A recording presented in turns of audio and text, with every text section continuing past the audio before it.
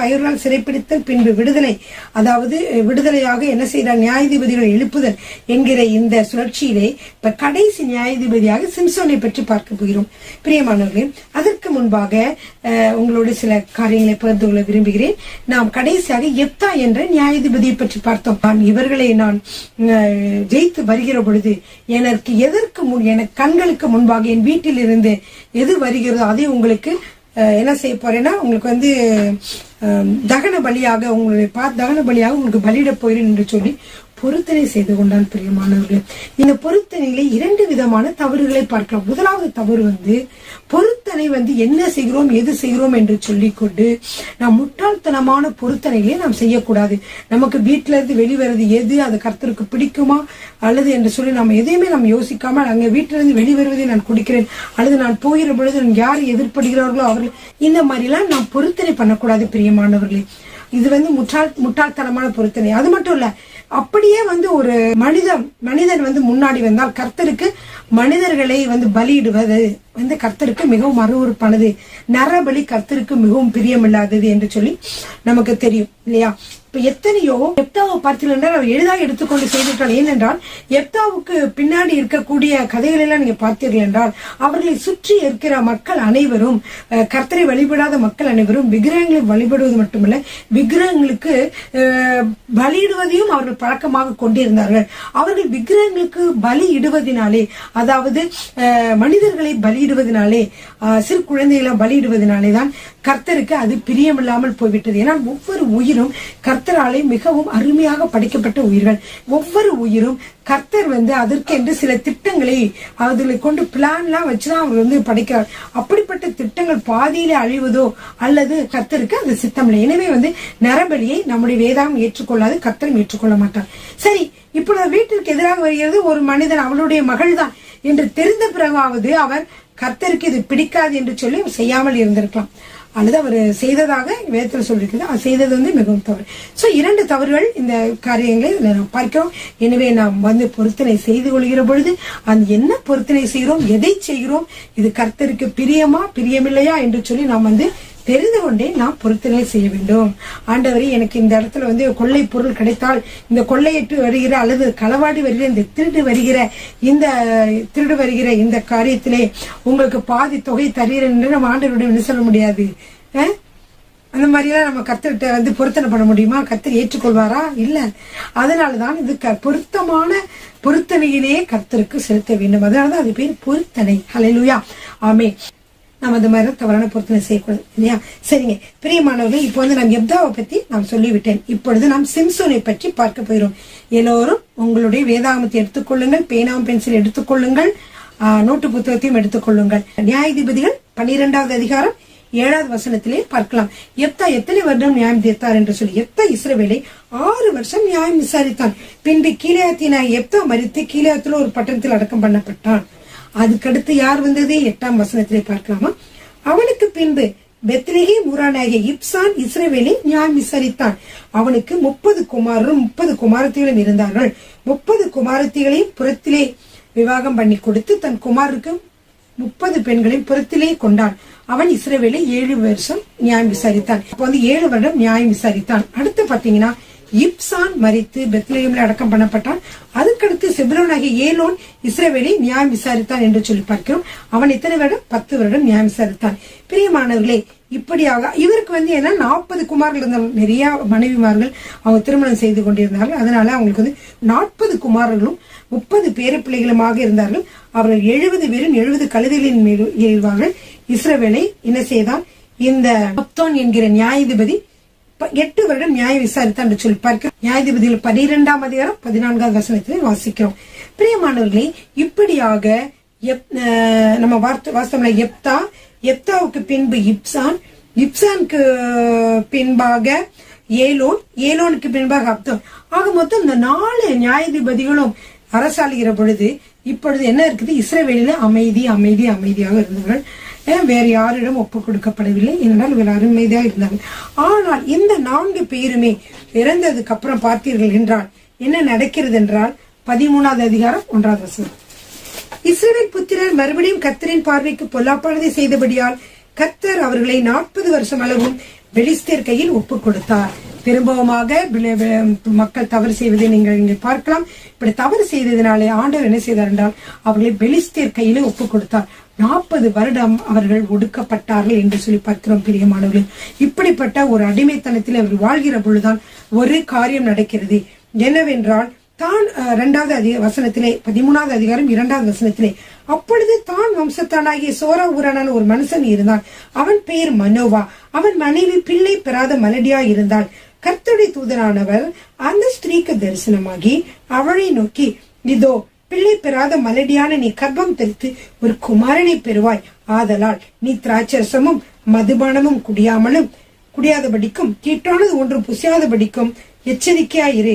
நீ கர்ப்பம் நிறைந்து ஒரு குமாரனை பெறுவாய். அவன் தலையின் மேல் சவரன் கத்தி படலாகாது. அந்த பிள்ளை பிறந்தது முதல் தேவனுக்கென்று நசரேனா இருப்பான்.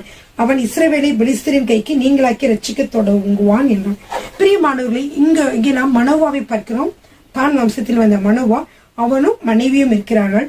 இப்படிப்பட்ட ஒரு சூழ்நிலையை கர்த்தருடைய தூதனானவர் வந்து ஸ்திரீக்கு, அந்த மனைவிக்கு தரிசனமாகிறார்.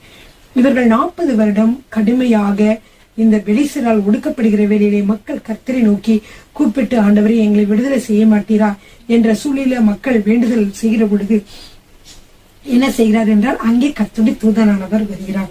எப்பொழுதெல்லாம் மக்கள் கதறுகிறார்களோ, மக்கள் வேதனையோடு இருக்கிறார்களோ, கர்த்தரை நோக்கி கூப்பிடுகிறார்களோ, அப்பொழுதெல்லாம் கர்த்தருடைய தூதனானவர் வருகிறதை நாம் பார்க்கிறோம். பிரியமானவர்களே, எங்கும் கர்த்தருடைய தூதனானவர் வந்தார். கர்த்தருடைய தூதனானவர் இங்க வந்து என்ன செய்கிறார் என்று சொல்லி பார்த்தால், அந்த ஸ்திரீயோட, அதாவது அந்த மனோவாவினுடைய மனைவியோட பேசுகிறார். நீ வந்து கர்ப்பம் அதாவது மலடியா இருக்கிறாய், நீ கர்ப்பம் தரித்து ஒரு குழந்தையை பெறுவாய். எனவே அந்த குழந்தை வந்து ஒரு நசரேனா இருப்பான். எனவே அவன் வந்து அவன் தலையிலே சவரன் கத்தி படக்கூடாது, மதுபானமும் அவன் குடிக்க முடியாது. அப்படிப்பட்ட ஒரு நசரேய விரதம் உடையவனாக இருப்பான். அதனாலே பெண்ணே, நீயும் மதுபானம் குடியாமலும் தீட்டானது ஒன்றும் நீ வந்து புசிக்காமலும் நீ எல்லாவற்றிற்கும் நீ விலகி இருக்க வேண்டும். பிரியமானவர்களே, இதிலே மிக முக்கியமான சில காரியங்களை நம்ம பார்க்கலாம்.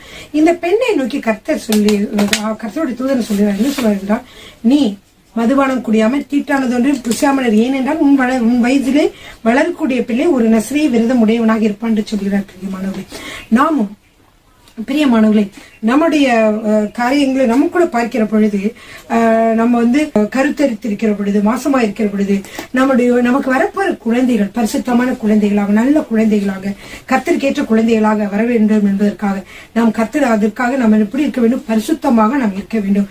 பரிசுத்தமாக நாம் இருந்து பரிசுத்தமா இருக்கிற பொழுது குழந்தைகளும் ஆசீர்வதிக்கப்பட்ட குழந்தைகளாக வருவார்கள். அதாவது கர்ப்பமாக இருக்கிற பொழுது நீங்க இந்த இஸ்ரவேல்ல பார்த்தீர்கள் என்றால் அவர்கள் என்ன செய்வார்கள்? நல்ல புத்தகங்களை படிப்பார்கள். சயின்ஸ் சம்பந்தப்பட்ட புத்தகங்கள், அறிவியல் சம்பந்தப்பட்ட புத்தகங்கள், அறிவுள்ள புத்தகங்கள், மியூசிக், இந்த மாதிரி அவங்களுக்கு எது பிடிக்குமோ அதெல்லாம் அவங்க வந்து செய்வாங்க.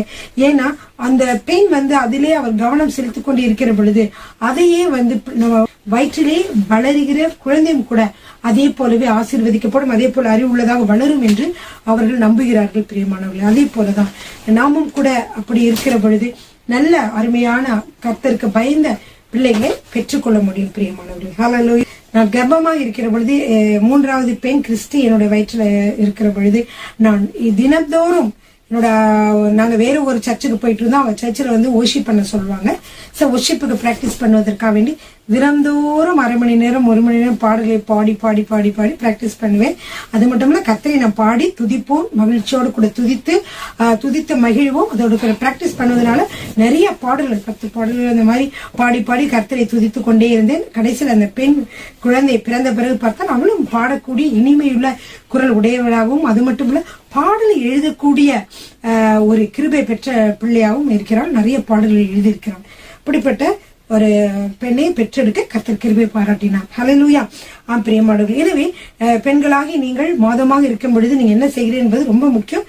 கர்த்தருக்காக பரிசுத்தமான காரியங்கள், கண்ட வீடியோஸ், கண்ட காரியங்களாம் பார்க்காதபடிக்கு கர்த்தருக்கு உகந்த காரியங்களை நீங்கள் ஈடுபட வேண்டும் என்பது என்னுடைய விருப்பம். அப்படி நீங்க செய்கிற பொழுது உங்களுக்கு அழகான அருமையான தேவனுடைய கிருபை உள்ள பிள்ளைகளை நீங்கள் பெற்றெடுக்கலாம். ஹல்லேலூயா. ஆமென். கணவர் என்ன செய்தார் என்றால், ஆண்டவரே, திருப்பி ஆண்டவர்கிட்ட போய் வேண்டணும். அண்ணனா, ஆண்டவரே, நீங்க அந்த அனுப்புனீங்களே இந்த தேவதூதரை திருப்பி ஒரு முறை அனுப்புறீங்களா?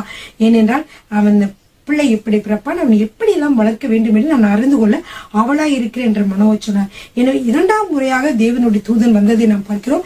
அந்த தேவனுடைய தூதன் வந்து என்ன செய்கிறார் என்றால், வயல் வெளியிலே இந்த ஸ்திரீ இருக்கிற பொழுது, அதாவது அந்த மனோவுடைய மனைவி இருக்கிற பொழுது இந்த தேவதூதன் திரும்பவும் வருகிறார். உடனே மனைவி என்ன செய்கிறார் என்றால், வேகமாக ஓடி சென்ற கணவரை அழைப்பித்து வாங்க வாங்க வாங்க, அன்றைக்கு பார்த்து தேவதூதன் வந்திருக்கிறார் என்று சொல்லி, அந்த மனிதர் வந்திருக்கார் என்று சொல்லி சொன்னார்கள். அப்புறம் திரும்பவுமாக வந்தோன்னா கேட்கிறாங்க, எப்படி அவனை வளர்க்கணும், எப்படி பறக்கணும். திரும்பவுமாக மனைவிக்கு சொன்ன கதையவே வந்து என்ன சொல்றார், கணவருக்கும் இந்த தேவதூதர் சொல்லுகிறார், இது மாதிரி ஒரு குழந்தை உங்களுக்கு பிறக்க போகிறது. இந்த குழந்தைக்காக வேண்டி இவர்கள் வந்து மதுபானம் குடியாமலும் திராட்சசம் அருந்தாமலும் தீட்டானதொன்றி புசியாமலும் கவனமாக இருக்க வேண்டும் என்று சொல்லி சொல்கிறதை நம்ம பார்க்கிறோம்.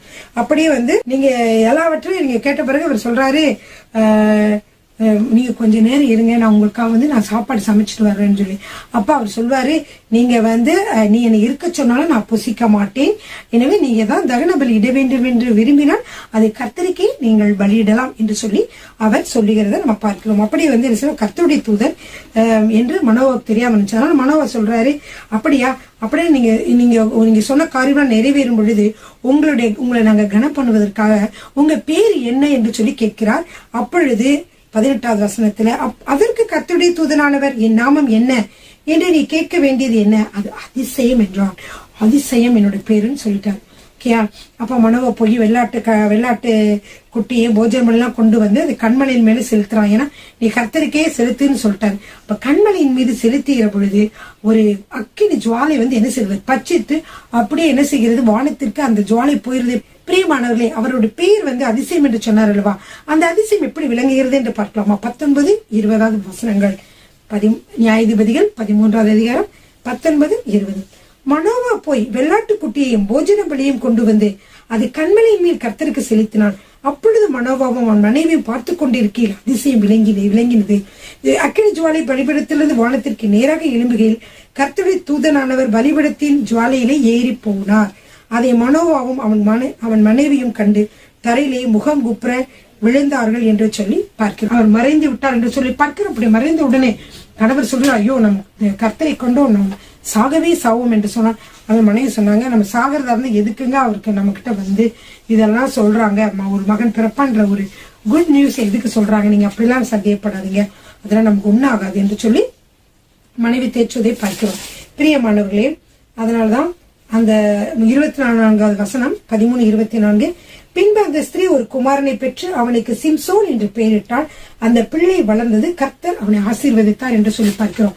அது மட்டுமல்ல, கர்த்தருடைய ஆவியானவர் அவனை ஏவ துவங்கினார் என்று சொல்லி அதுக்கு அடுத்த வசனத்துல பார்க்கிறோம். அவன் சோராவுக்கும் எஸ்தாவோலுக்கும் நடுவிலுள்ள தானின் பாளையத்தில் இருக்கையில் கர்த்தருடைய ஆவியானவர் அவனை ஏவ துவக்கினார். இவன் ஒரு நசரேனாக பிறந்து வளர்ந்தான் என்று சொல்லி பார்க்கிறோம். அவனை வந்து கர்த்தருடைய ஆவியானவர் எப்பொழுதெல்லாம் அவனை வந்து பயன்படுத்த வேண்டுமோ அப்பொழுதெல்லாம் அவனை ஏவுவதை நாம் பார்க்கலாம். சில இடங்களிலே அவர் பலமாய் இறங்கி அவன் மீது வருவதையும் நாம் பார்க்கலாம். இப்படியாக கர்த்தருடைய ஆவியானவராலே நிரப்பப்பட்டவனாக ஒரு சிம்சோன் அங்கே இருந்தான். பிரியமானவர்களே, ஆனால் அவன் எல்லா வேலையிலுமே கர்த்தருடைய ஆவியானவருக்கு அவன் இனம் கொடுக்கவில்லை. சிங்கத்தை கிழித்த சிம்சோன் என்று சொல்லி பார்க்கிறோம். அப்படிப்பட்ட ஒரு பலசாலியாக இருந்தான் சிம்சோன். பிரியமானவர்களே, அவனை பற்றிய வீர தீர செயல்களை நாம் பின்னாடி பார்க்கலாம். அவன் வந்து செய்த சில தவறுகள் அவனை வந்து ரொம்ப அதாச்சும். முதலாவது பாத்தீங்கன்னா அவன் என்ன தவறு செய்தானா, சிம்சோன் 1ஆம் அதிகாரம் 14வது அதிகாரம் 1வது வசனம். சிம்சோன் திம்னாத்துக்கு போய் திம்னாத்திலே பெலிஸ்தரின் குமாரத்தில் ஒரு பெண்ணை கண்டு. இந்த வசனத்துல பாத்தீங்கன்னா அவன் வந்து ஒரு பெண்ணை வந்து விரும்புகிறான். அது யாரு பெண்? எந்த பெண்ணுனா பெலிஸ்தரின் குமாரத்திலே ஒரு பெண். அப்ப திரும்ப வந்து தாயிட்ட சொல்றாங்க, அம்மா நான் வந்து ஒரு பெலிஸ்தேர்ல ஒரு பெண்ணை கண்டேன், மிகவும் அழகானவள், அவள் தான் எனக்கு வேண்டும் என்று அம்மாட்ட சொல்றோம். அம்மாவும் அப்பாவும் சொல்றாங்க. 3வது வசனம், அது மிகவும் நல்ல முக்கியமான வசனம். அப்பொழுது அவன் தாயும் அவன் தகப்பனும் அவனை நோக்கி, நீ போய் விருத்த சேதனம் இல்லாத பெலிஸ்தரிடத்தில் ஒரு பெண்ணை கொள்ள வேண்டியது என்ன? உன் சகோதரின் குமார்த்திகளிலும் எங்கள் ஜனம் அனைத்திலும் பெண் இல்லையா என்றார்கள். சிம்சோன் தன் தகப்பனை நோக்கி, அவள் என் கண்ணுக்கு பிரியமானவள், அவளையே எனக்கு கொள்ள வேண்டும் என்றான். பிரியமானவர்களை, சிம்சோன் செய்த மிகப்பெரிய தவறு எதுவாக இருக்கிறது? ஆனாலும் அவன் என்ன சொன்னான், கண்ணுக்கு பிரியமானவள் என்று சொன்னான். கடைசியில அந்த கண்ணை பிடுங்குவதற்கே இந்த பெண்களே காரணமாக இருந்தார்கள் என்று சொல்லி பார்க்கிறோம். பிரியமானவர்களே பாருங்க, கண்ணுக்கு பிரியமானவள் என்று சொன்னான். ஆனால் இதுல ஒரு காரியம், ஏன் அவன் பெலிஸ்திரத்துல போய் பெண் பார்த்த அந்த பெண் அவனுக்கு ஏன் பிடித்திருக்கிறது என்றால் கர்த்தருடைய செயலாக இருக்கிறது. பிரியமானவர்களே, ஏன் என்றால் இந்த பெலிஸ்தேருடைய காரியங்களை குற்றம் கண்டுபிடிக்கும்படியாக பெலிஸ்தர் பாருங்க, அந்த 4வது வசனத்துல சொல்லப்பட்டிருக்குது, அவன் பெலிஸ்தரிடத்தில் குற்றம் பிடிக்க முகாந்திரம் உண்டாகும்படி இது கர்த்தரின் செயல் என்று அவன் தாயும் தகப்பனும் அறியாதிருந்தார்கள். அக்காலத்திலே பெலிஸ்தர் இஸ்ரவேலை ஆண்டார்கள். எனவே இந்த பெலிஸ்தேர் காரியங்கள் இருந்து இந்த பெலிஸ்தியருடைய காரியங்கள் என்னென்ன குற்றங்கள் என்று கண்டுபிடித்து இந்த பெலிஸ்தியரை வென்று இஸ்ரவேலை மீட்க வேண்டும் என்பதற்காகவே சிம்சோன் இங்கே அழைக்கப்பட்டிருக்கிறான். பிரியமானவர்களே, ஹல்லேலூயா.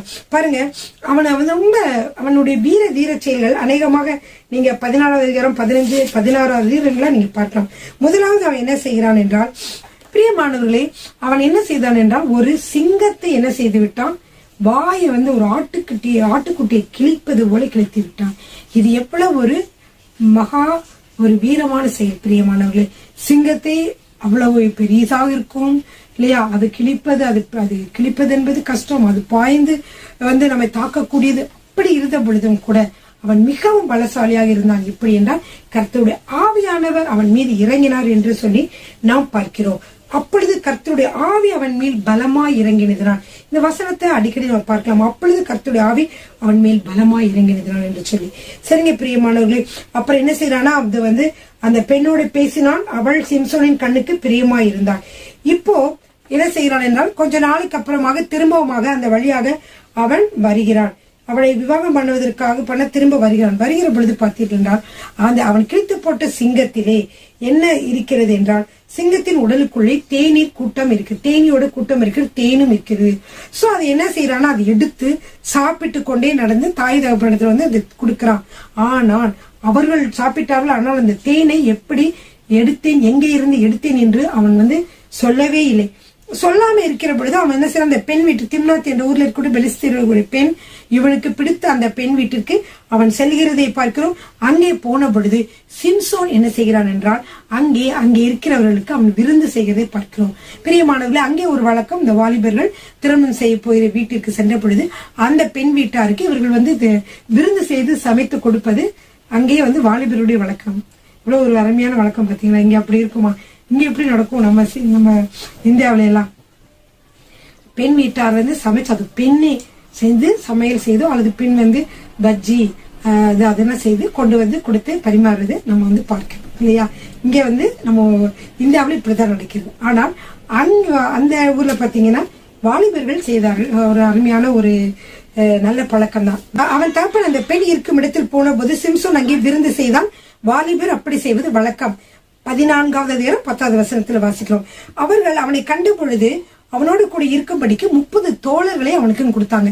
இவன் என்ன செய்யறான், இந்த 30 தோழர்கள்ட்டையும் என்ன செய்யறான்னா எல்லார்ட்டையும் சொல்றான், ஒரு விடுகதை போடுறான். என்ன விடுகதை? நான் விடுகதை போடுறேன், விடுகதை விடுவித்தீர்கள் என்றால் நான் என்ன செய்வேன், உங்கள் ஒவ்வொருவருக்கும் 30 துப்பட்டைகளையும் 30 மாற்று வஸ்திரங்களையும் உங்களுக்கு கொடுப்பேன் என்று அவன் சொல்லுகிறதை நம்ம பார்க்கிறோம். ஆனால் அதே நேரம் விடுவிக்காதே போனால் நீங்க 30 பேரும் எனக்கு 30 துப்பட்டிகளும் 30 மாற்று வஸ்திரம் கொடுக்க வேண்டும் என்று சொல்லுவான். சொல்லுங்க, விடுகதை சொல்லுங்க. நாங்க சொல்றோம்னு சொன்னாங்க, விடுகதையை சொல்லுவான். அது என்ன விடுகதை? 14வது அதிகாரம் 14வது வசனம். அப்பொழுது அவன் பட்சிக்கிறவனிடத்திலிருந்து பட்சணமும் பலவானிடத்தில் மதுரமும் வந்தது என்றான். அந்த விடுகதை அவர்களால் 3 நாள் மட்டும் விடுவிக்க கூடாதே போயிற்று. பிரியமானவர்களே, 3 நாள் வரைக்கும் விடுவிக்கவே முடியல. அதனால 7வது நாளில இந்த மனைவி கேட்கிறா, சிம்சோனின் பெண் சாதியை பார்த்து அவங்க சொல்றாங்க, உன் புருஷன் சொன்ன இது என்னன்னு கேட்டு அவன்கிட்ட கேட்டு அவனை எப்படாவது நச்சரிச்சு அதுக்கு ஆன்சரை கேட்டு எங்களுக்கு சொல்லு. அப்படி நீ சொல்லலைன்னா உனையும் உங்க வீட்டாரும் என்ன செய்வோம், நாங்க சுட்டெரித்து போடுவோம் என்று சொல்லி இந்த பெலிஸ்தீர்கள் சொல்லுகிறார்கள். அப்படி சொல்லுகிற பொழுது எங்களுக்குள்ள எல்லாம் பருத்துக்கொள்ள அழைத்தீர்கள் என்று சொல்லி அவங்க திட்டுறாங்க. அப்ப என்ன செய்ய, சிம்சோனின் மனைவி உண்மையை சொல்லி கேட்டிருக்கலாம். ஆனா அவன் என்ன செஞ்சானா, போது அழுது அவர்கிட்ட நீ என்னை ரொம்ப நேசிக்கவே இல்லை, நீ அதுக்கு எல்லாத்துக்கிட்டையும் சொன்னியா, சொல்லவே இல்லாட்டி பரவாயில்ல, எனக்கு சொல்லவே இல்லையே, அந்த விடுதலுக்கு என்ன பதில்? அப்பா அவன் சொல்லுவான், அம்மா அப்பா கிட்டே சொல்லல, நான் உனக்கு சொல்லுவேனா, நான் சொல்ல மாட்டேன்னு சொல்லு. அப்படியே நச்சு கேட்டுட்டே இருந்தான். அப்ப 7வது நாள் முடிய போகும்போது கேட்ட உடனே என்ன சொல்லிடுவானா, இவன் வந்து ரொம்ப அழுது கேட்டனால என்ன சொல்லிடுவான், இவன் சொல்லிடுவான்.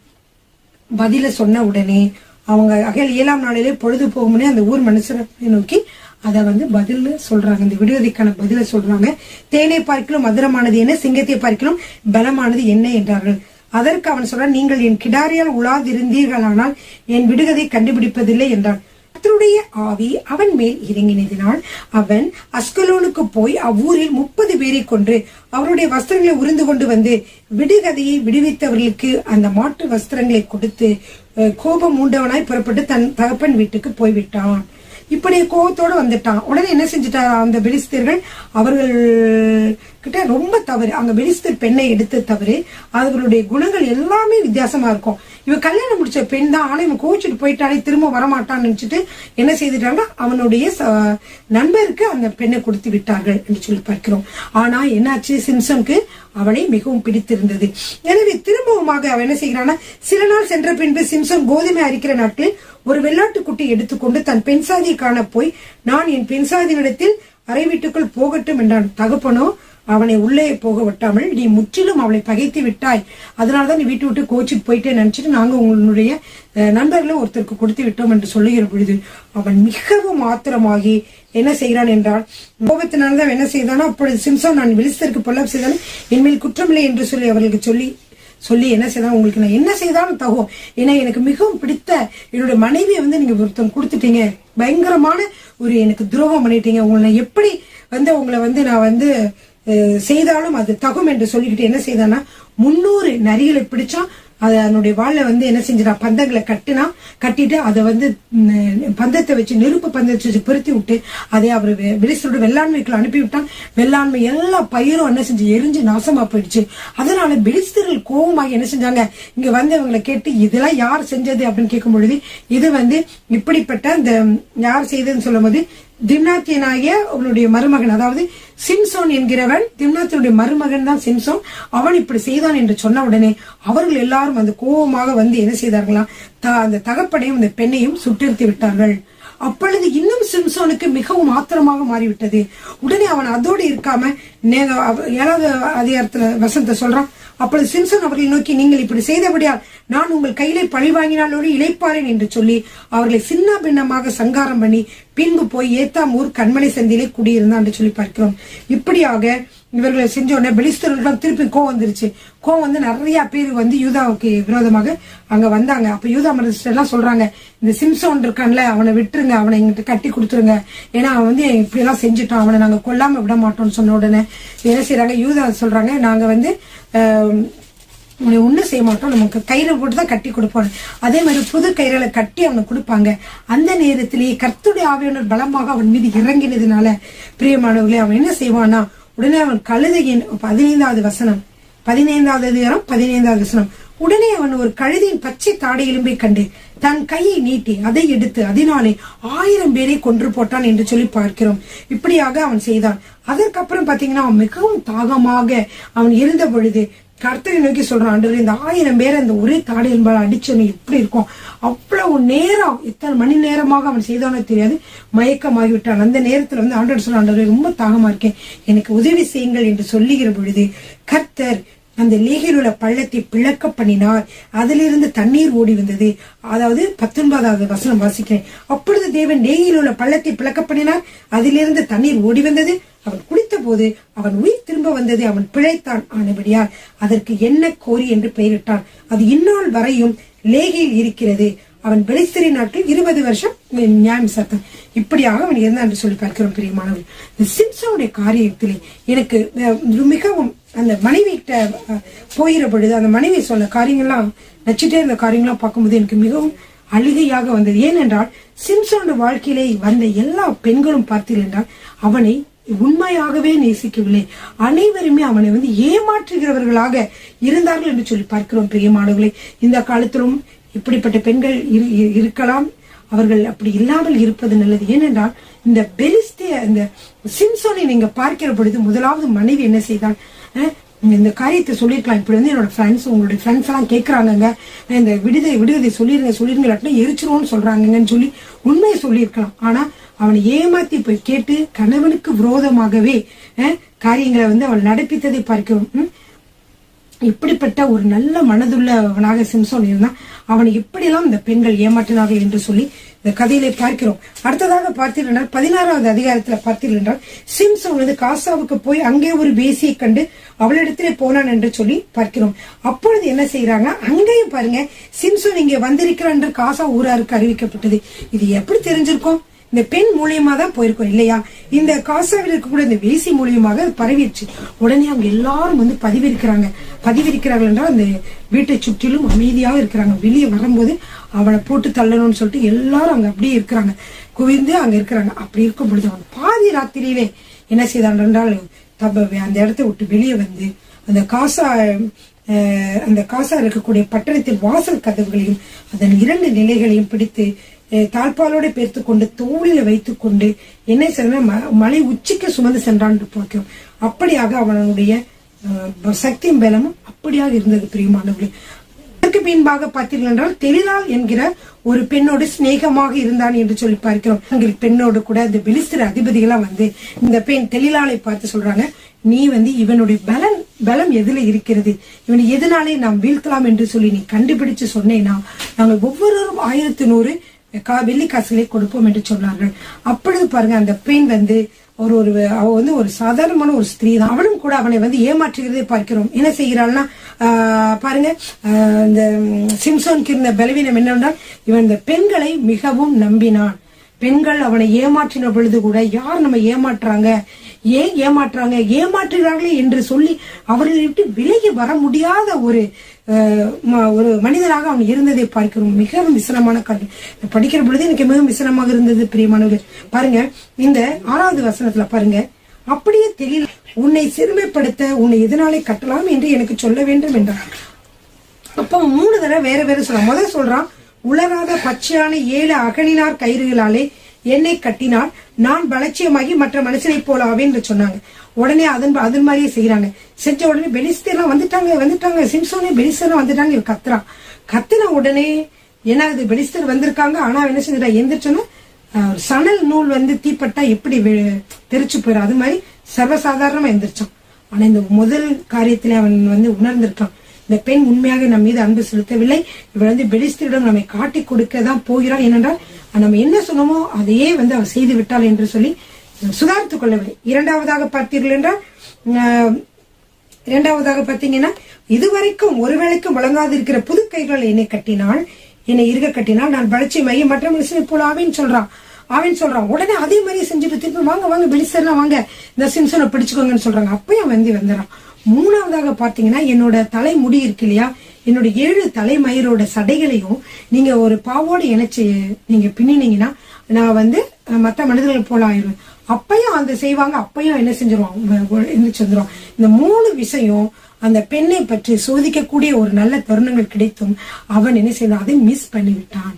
பிரியமானவர்களே, நீங்களும் பெண்களோடு பழகிற பொழுதோ ஆண்களோடு பழகிற பொழுதோ கர்த்தர் உங்களுக்கு பல காரியங்களை காட்டுவார். அந்த காரியங்களை நீங்க அலட்சியமாக விட்டுறாதீங்க. உங்களை ஏமாற்றுகிறார்கள் என்று அல்லது தவறாக நடக்கிற ஏமாற்றுகள் தெரிந்தால் அதை விட்டு விலகிவிட தீர்மானியுங்கள். அப்படி திரும்ப போனீர்கள் என்றால் வந்து மூடன் நெடுக போய் தண்டிக்கப்படுகிறான் என்பது போல நீங்கள் நெடுக போய், அதாவது நிறைய தடவை நீங்க இந்த மாதிரி பட்ட கடைசியில நீங்கள் வந்து ஒரு மோசமான ஒரு சூழ்நிலையை அடைய வேண்டியதாக இருக்கும் பிரியமானவர்கள்.